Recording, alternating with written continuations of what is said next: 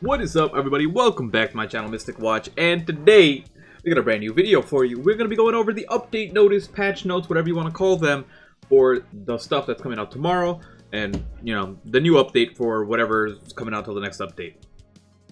So, starting off, if you guys have not watched my leaks video, over there I explain both GOWTHER and Gallant, the two new heroes that we are getting.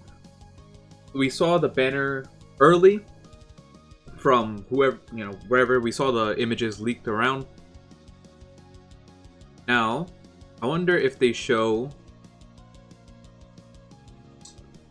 Okay, they do not show the rates. But what I'm going to assume is they're going to be both. Normally when we get a banner by itself, it's a 0.5% rate. I'm assuming that both of them are going to be 0.5%, and if that's the case, then, you know, that's fine. That's good. Put them both in a banner. It's better for us. I'm not going to explain too much about the characters. If you guys want to take a look at what the characters do, I explain them in my leaks video, and I already have a GOWTHER full breakdown, showcase, PvE, PvP stuff where he just destroys everything. Now, the main thing about Galiland is that he's going to be the first unit that has a commandment. Let's actually go down here. He has a passive and a commandment. Now, the passive is going to work the same way as everything else. And whatever, it's called Galiland Game. Petrifies allies and enemies. Oh, they made a mistake here. Okay. That is incorrect. Did they have it correct over here? Yeah. So his passive is... Gallant will coerce an enemy at the start of battle. When coerced, the target can only target Gallant and cannot activate debuffs. And this lasts as long as Gallant is in the battle. Meaning, in this picture, you can see here that Alioni was trying to hit this, what's his name, Gustav? But he is coerced, meaning that he is forced to hit Gallant. So it's like a taunt, right? The other thing is that he cannot activate debuffs. So if Alioni had an AoE debuff, or single target, doesn't matter, it would not go off at all. That is what Gallant's passive does. His commandment now makes it so that if you rank up or rank down cards, doesn't matter whose side, you know, it is. If it's your team or the opponent, this applies to everyone. If you do, you know, a rank up or a rank down, Petrify, whoever did the ranking up and ranking down, petrifies himself for 2 turns. Commandments are unlocked by default. You don't have to do anything. It's just that it's a second passive that you have to keep in mind. It doesn't matter right now, but there can only be 1 commandment active per team. So if you had in the future 4 different units with commandments each, it would only use 1 of them, and it's the leftmost person on your team. Besides that, I'm not going to go too much into what they do. Overall, Gallant does a pretty high amount of damage. He is a GOWTHER counter, because GOWTHER ranks up cards, and he is the most broken unit in the game. So it's interesting that they're dropping them together. GOWTHER is still going to be played a lot. Doesn't matter if Gallant is his counter, it's just one of those things where GOWTHER is so broken. And as soon as Escopeta comes out, Gallant will become irrelevant. I'll come back to the characters in a second. Let's go through the rest of the stuff, and then, you know, we'll take a look at the characters again. Power of Truth costume set. Those are Gallant's costumes. A new hero added to the coin shop. So we get on there for sale. He's going to be 7 coins. I'm wondering how they're going to do this now, because when they're on sale, they're 5 coins instead of 7. So I really hope that they start beginning the cycle of actually putting these SSR coin shop exclusive units on sale. Because if Bond comes in and he's 7 coins, for those of you guys who did not pull him, 7 coins is pretty hefty versus 5 coins. You know, you're paying, what, like 40% more than you normally would just to get that Bond. Events ending and bundles. We got Merlin's leaving, will be added to the coin shop later, but Bond will be added to the coin shop this update. Holy Knight Bundle 1, Holy Knight Bundle 2. Okay.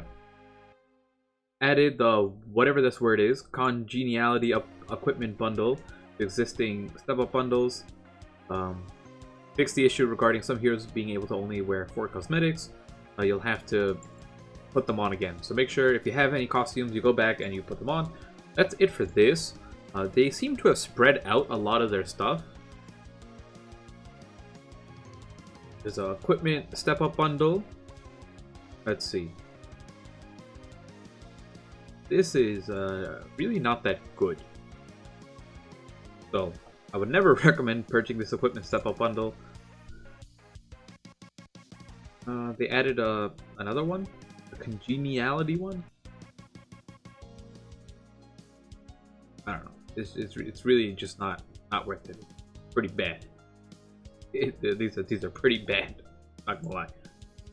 These are okay. Nope, don't care about that. Oh, nice. This was a big event. Okay. It is one of the battle events. You get to farm this and you get equipment stones. Equipment enhancement stones. So you can actually farm this for a really long time and just stock up on like 3,000 or 4,000. Whenever this comes around, I always go and pick this up and just restock myself a little bit. And, you know, 3,000 or 4,000 will last you for a while. So make sure you guys do this. Yeah, that's really it. And then this is a costume set.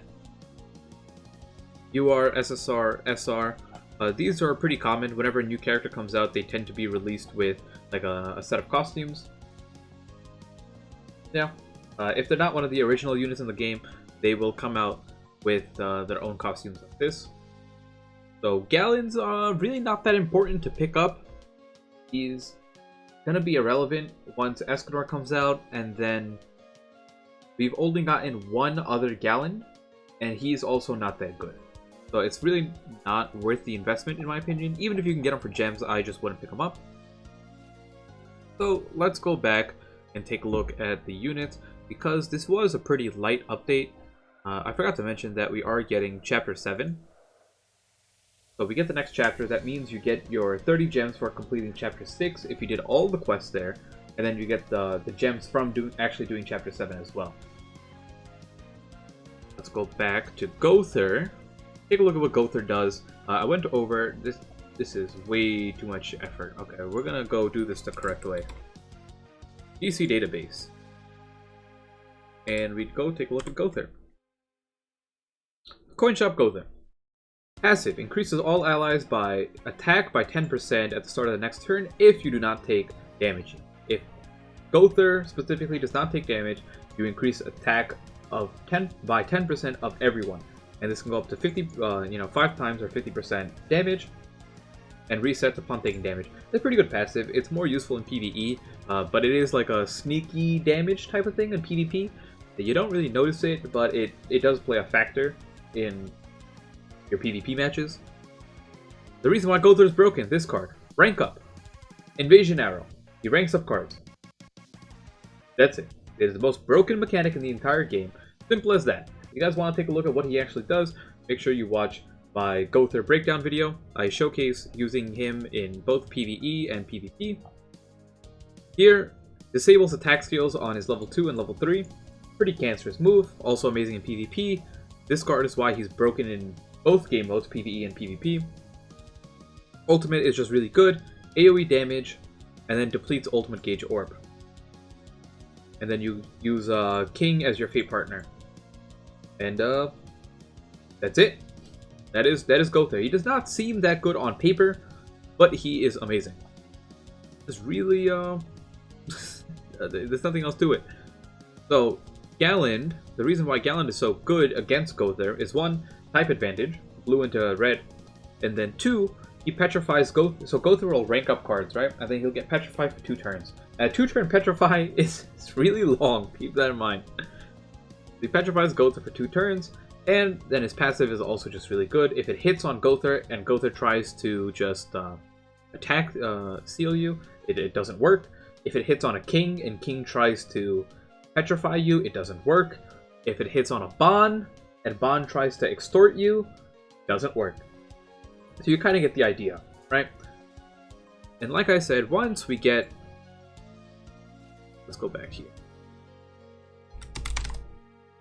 once we get Escanor in the game, who came out like a month after Gallant, right? So Gallant had about a month to shine on JP. I'm assuming they'll probably get Escanor in, if I was to guess, I would say 2 to 3 weeks we will get Escanor. That is my guess.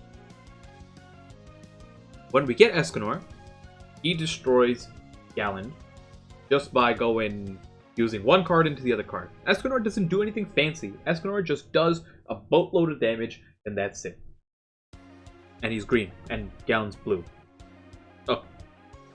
Yeah, just keep that in mind. Is this banner worth summoning on? Yes, because GOWTHER is still the most broken unit in the game, and if you don't pick him up now, you're probably going to have to wait 2 weeks to get him.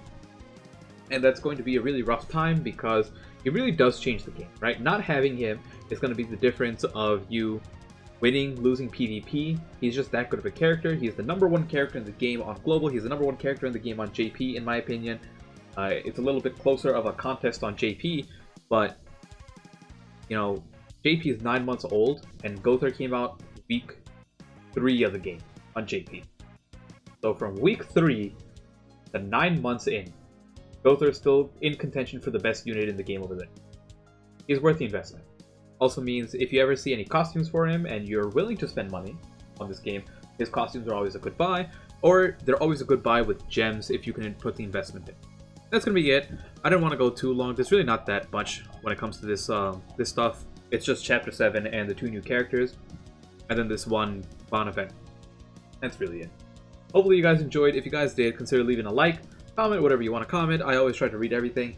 And then subscribe if you're not subscribed, because you know the boys already dropped videos left and right to help you guys out. Until next time, peace out, and thank you for making my hearts nice and warm. Enjoy your stay at home quarantining. Bye.